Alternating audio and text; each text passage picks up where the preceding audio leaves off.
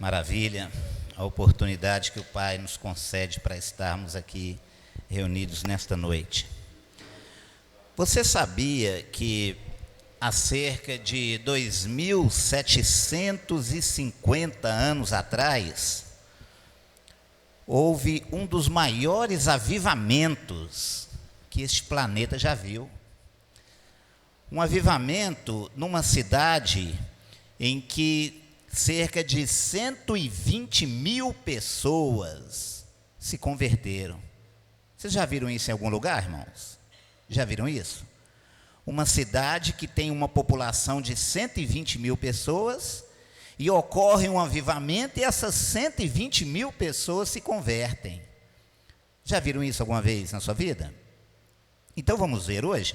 Abra sua Bíblia no livro do profeta Jonas, capítulo 3, vamos ler do verso 5 até o verso 10. Muito obrigado, meu caro.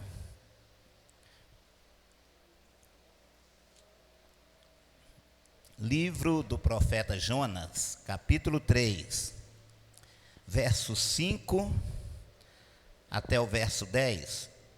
Nós vamos ver uma coisa impressionante, que quando Deus quer cumprir o seu propósito, nada pode impedir. No livro de Jó, a palavra chega a nos dizer que os planos de Deus não podem ser frustrados. Livro de Jonas, capítulo 3, versos 5 até o 10, diz assim a palavra do Senhor: o arrependimento dos ninivitas. Os ninivitas creram em Deus e proclamaram um jejum, e vestiram-se de panos de saco, desde o maior até o menor. Chegou esta notícia ao rei de Nínive. Ele levantou-se do seu trono, tirou de si as suas vestes reais, cobriu-se de pano de saco e assentou-se sobre cinza.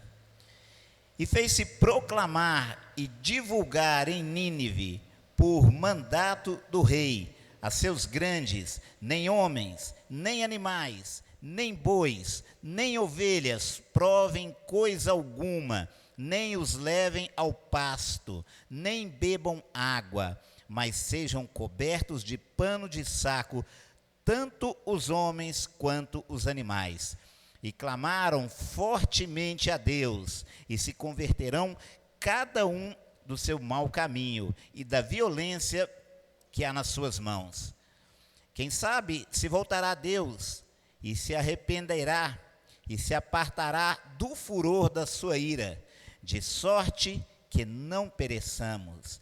Viu Deus o que fizeram, como se converteram do seu mau caminho, e Deus se arrependeu do mal que tinha dito que lhes faria, e não o fez.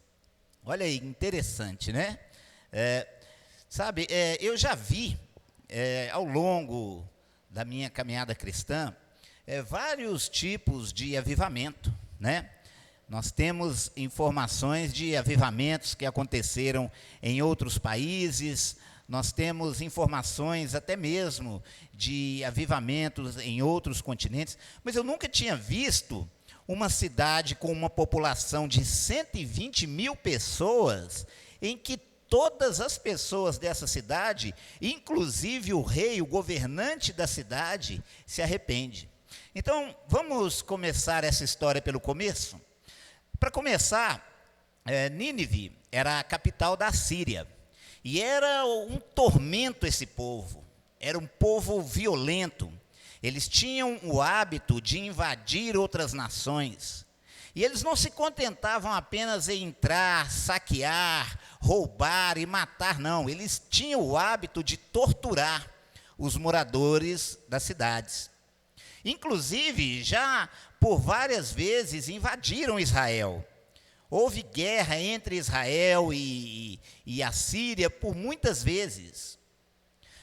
Mas chega um ponto que a crueldade dos ninivitas era tamanha que Deus decidiu varrer essa cidade do mapa. Chegou uma hora que Deus falou assim: chega, eu vou varrer essa cidade do mapa, mas primeiro Deus decidiu dar uma chance para aquele povo. E o que ele faz? Ele chama Jonas, um profeta israelita, e diz a ele: Jonas, vai até a grande cidade de Nínive e prega contra ela. Se eles se arrependerem, eu os perdoarei. Mas se não houver arrependimento, então eu derramarei o meu juízo sobre essa cidade. Bom, sabe que essa palavra foi até agradável a Jonas? Porque o que Jonas mais queria é que descesse fogo do céu e varresse aquela cidade do mapa. Ao longo da sua história de vida, Jonas cresceu vendo as guerras entre Israel e os ninivitas. Ao longo da sua mocidade, Jonas cresceu ouvindo as histórias terríveis, as histórias de terror que os ninivitas impunham nas cidades que eles invadiam. Então, tudo que Jonas queria era que descesse fogo do céu e varresse aquela cidade do mapa.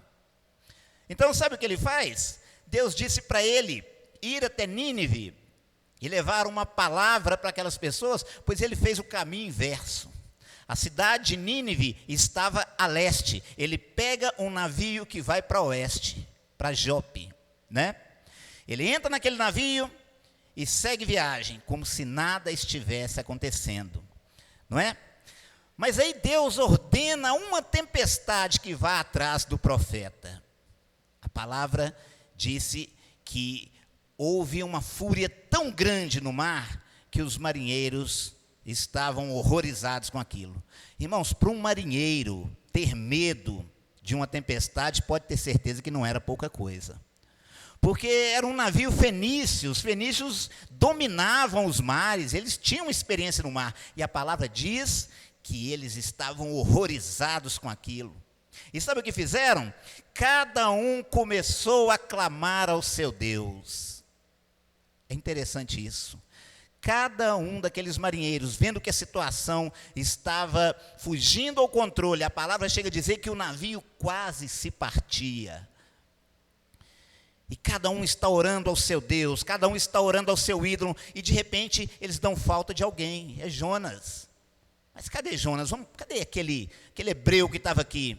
E o comandante do navio vai procurar Jonas. Sabe o que Jonas estava fazendo? Tirando uma soneca no porão do navio. Já pensou? O mar revolto, o navio quase se partindo. Os fenícios jogaram as cargas ao mar para ver se aliviavam o peso do navio.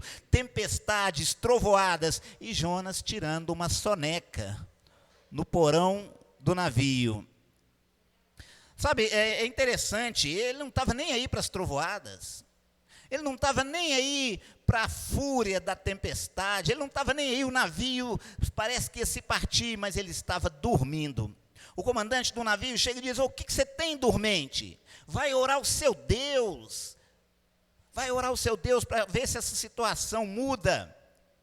Mas Jonas fala com ele: olha, eu sou servo do Deus Altíssimo, essa tempestade veio até vocês por minha causa, vocês podem me lançar no mar que aí a coisa se resolve. E aqueles homens lançam Jonas no meio do mar, e a fúria da tempestade cessa. E a palavra diz que Deus ordena a um grande peixe que venha e trague a Jó. 3 dias no ventre de um peixe, orando, insistindo, pedindo misericórdia a Deus, até que Deus ordena aquele peixe que vomite Jonas em uma praia. Depois de arrependido, o profeta vai cumprir o seu papel. Ele chega à grande cidade de Nínive. Irmãos, se coloca no lugar de Jonas, não era fácil a missão dele, não. Como eu disse, Nínive e Israel eram inimigos, houve muitos confrontos, houve muitas guerras entre esses dois países. Jonas viu muitas pessoas do seu povo serem mortas, serem torturadas pelos ninivitas, e ele chega no meio dessa cidade e ele vai anunciar a palavra de Deus. Mas você já leu o livro do profeta Jonas? Quantos leram aqui todo o livro do profeta Jonas? Quantos leram? Vocês já observaram como é que foi a mensagem que Jonas pregou lá em Nínive? Você acha que Jonas chegou e disse assim: Jesus te ama, Jesus ama vocês, Deus vai ter misericórdia de vocês, né? Vocês são pedras preciosas. Foi isso que Jonas falou ali. Jonas disse para eles que Deus amava eles profundamente. Não foi essa a mensagem de Jonas. A palavra diz que Jonas marchou por 40 dias, de uma ponta a outra da cidade, dizendo assim: mais 40 dias e Deus vai varrer vocês do mapa. Aí Jonas marchava até o outro ponto da cidade, mais 40 dias e vocês vão virar fumaça. E chegava até no outro extremo da cidade, mais 39 dias e vocês vão desaparecer desse planeta. E aí andava mais um pouquinho até outro ponto da cidade, mais 38 dias e tchauzinho para vocês. Não tinha graça na mensagem de Jonas, não tinha misericórdia na mensagem de Jonas, não tinha compaixão na mensagem de Jonas, era uma mensagem de juízo.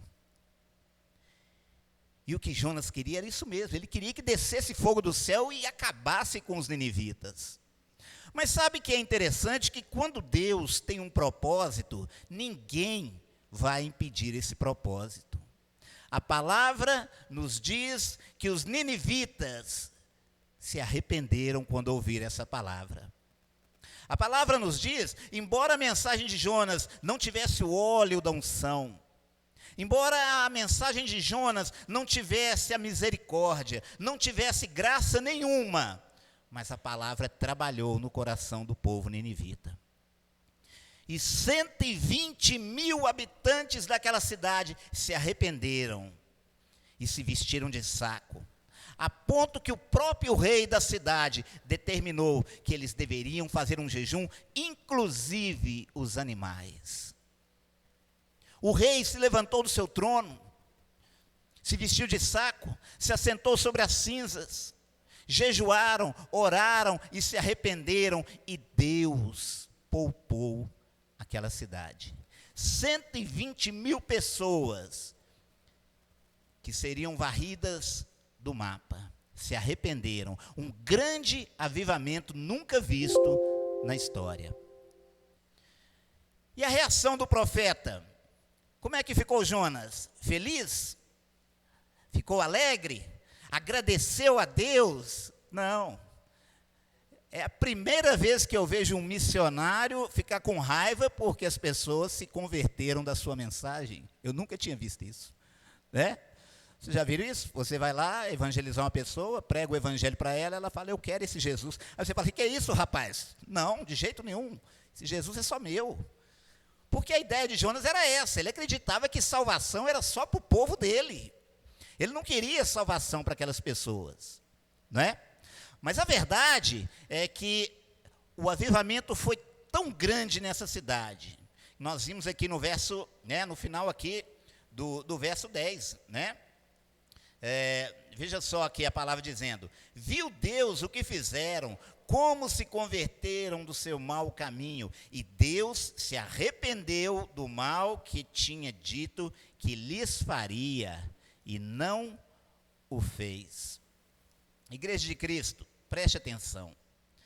É interessante, eu gosto muito de ver a história de Jonas, porque eu aprendo muita coisa no livro de Jonas. Tem muita coisa que acontece aqui que parece que é um espelho, parece que eu estou me vendo aqui nessa situação. A começar pelo comportamento de Jonas.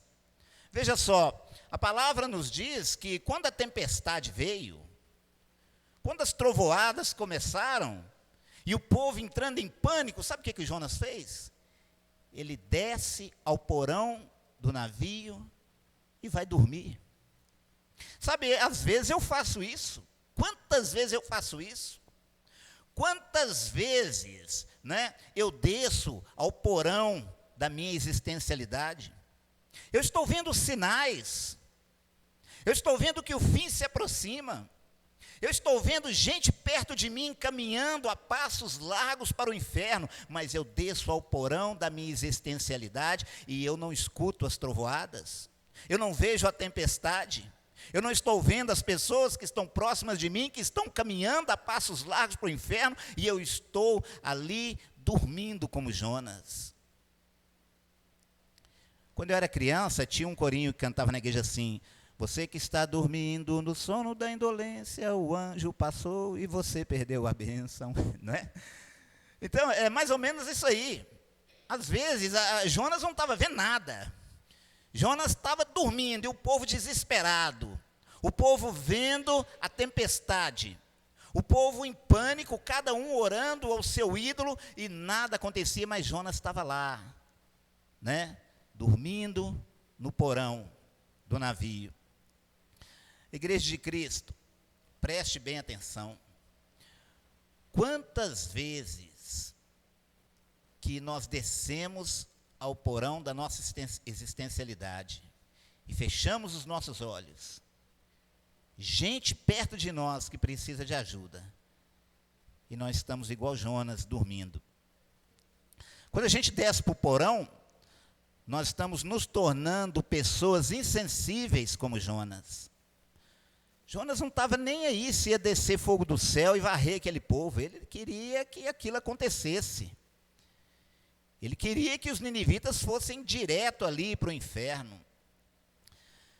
Mas veja bem, a insensibilidade é fruto do nosso afastamento de Deus.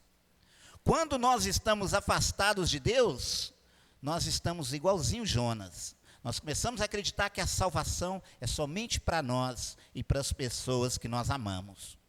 Jonas achava assim, ele achava que salvação era para ele e para o povo dele. E para mais ninguém. Insensibilidade. É isso que acontece conosco quando descemos ao porão da nossa existencialidade. Chama-me a atenção que no meio daquela tormenta, que no meio daquela angústia, o único homem ali que podia fazer uma oração de verdade não queria orar. Você já pensou isso? Os marinheiros, cada um orando ao seu ídolo. Os marinheiros invocando falsos deuses. E Jonas dormindo no porão do navio. Era o único ali que podia fazer uma oração de verdade. Mas não queria orar. Né? Então, amados, chama-me a atenção que muitas vezes acontece conosco. Né? Muitas vezes nós precisamos orar, mas nós não oramos. E eu já disse aqui várias vezes, como é que um filho pode ter intimidade com seu pai se ele não conversa com seu pai? Para termos intimidade com Deus, precisamos conversar com Ele. Não é isso? Então, amados, olha só, me chama também a atenção aqui que Jonas estava determinado a fugir de Deus. Mas Deus estava mais determinado ainda a ir atrás do profeta desistente. Porque é interessante que Deus, em bom português, Deus matou 2 coelhos com a cajadada só. Ele salvou uma cidade, mas tratou também um profeta desistente. Né? Um profeta que não queria pregar a palavra. Um profeta que não queria anunciar a ordem de Deus. Mas Deus vai tratar esse profeta. Você já pensou? Ele envia uma tempestade. Jonas é lançado ao mar. Ele ordena um grande peixe. E ele é tragado ali e passa 3 dias no ventre do peixe. Eu já vi pessoas duvidarem dessa história. Eu já vi gente dizer que não acredita nisso, que isso é uma parábola. Não é parábola, é verdade. O próprio Jesus citou a história de Jonas no Novo Testamento. Jesus disse assim: assim como Jonas esteve 3 dias no ventre do grande peixe, importa que o Filho do Homem também esteja 3 dias no seio da terra. Se Jesus cita a história de Jonas, é porque não é uma parábola, foi um fato verídico, não é? Então, amados, quando Jonas chega à cidade de Nínive e começa a proclamar a palavra de Deus, outra coisa que me chama muita atenção, o fato de não haver graça na mensagem de Jonas, O fato de não haver misericórdia na mensagem de Jonas, o fato de não haver o óleo da unção na mensagem de Jonas, não impediu que aquela população se rendesse diante de Deus. Sabe por quê? Porque Deus não precisa do homem para que o seu propósito se cumpra. A palavra de Deus é poderosa para quebrantar o coração. Não seria muito mais fácil se Deus estalasse o dedo e tirasse Jonas do caminho e colocasse uma outra pessoa lá para pregar para os ninivitas? Né? Seria mais prático. Porque você veja que Jonas passa por uma tempestade, é lançado ao mar, passa 3 dias no ventre de um peixe e é mandado de volta para lá, e você pensa assim, ele aprendeu a lição. Aprendeu nada. Chegou lá, a mensagem dele era uma mensagem de juízo, uma mensagem de destruição para aquele povo. Mas o propósito de Deus se cumpriu, porque a palavra de Deus é poderosa. A palavra de Deus cumpre o seu propósito. É interessante que quando aquelas pessoas se arrependem, quando aquelas pessoas se vestem de saco, quando aquelas pessoas se humilham, reconhecem o seu pecado, quando esta cidade é varrida por esse avivamento divino, Jonas fica triste, Jonas fica chateado, porque ele queria mesmo que aquelas pessoas fossem varridas do mapa. Aí chega a hora de Deus tratar o profeta. A cidade experimentou o maior avivamento até então. Eu nunca tinha visto isso. 120 mil pessoas se arrependeram dos seus pecados de uma só vez. Você vê lá em Atos dos Apóstolos uma ocasião em que Pedro vai pregar e a palavra nos diz que 3.000 almas se arrependeram e confessaram seus pecados, né? Pedro prega e 3.000 pessoas se rendem ao Evangelho. É engraçado, um dia eu vi o reverendo Augusto Nicodemos dizendo que Pedro pregou e 3.000 almas se renderam. Hoje nós fazemos 3.000 pregações para uma alma se render. É interessante, né? A dureza do coração do homem. Irmãos, então, mas veja bem, Pedro pregou, 3.000 almas se renderam, mas Jonas pregou uma palavra dura, sem unção, sem graça, e 120 mil pessoas se arrependeram. Chega o momento em que Deus vai tratar com o profeta, né? Jonas vai até uma colina, se assenta ali, né? Aí vem aquele vento quente, parece que vai ferver a cabeça do profeta. Aí Deus ordena que uma planta cresça para fazer sombra para ele. E a Bíblia diz que Jonas ficou muito feliz. Jonas ficou alegre porque aquela planta cresceu tão rápido, cobriu o sol que estava sobre ele. Aí Deus ordena um verme, vai lá, come aquela planta. Aí o verme começa a comer aquela plantinha, aí o sol volta a bater de novo na cabeça de Jonas. Aí eu falo, não é possível, o que está acontecendo? Não é possível, o sol está me matando aqui, aí vem essa planta maravilhosa, me dá sombra, agora vem esse verme aqui e come a planta. Aí Deus fala com ele, vem cá Jonas, agora nós dois vamos conversar. Vem cá, você está triste porque essa planta morreu? Estou, Senhor. Está muito triste? Eu estou triste até a morte. Pois é, você está triste por uma planta que você não plantou. Você está triste por uma planta que você não deu crescimento. E aí eu mando um verme devorar essa planta e você fica revoltado. Mas aquelas 120 mil pessoas que eu criei, que não sabem distinguir entre a sua mão direita e a sua mão esquerda, estavam indo para o inferno e você não estava triste. Você se compadeceu por uma planta que você não plantou. Você se compadeceu por uma planta que você não regou.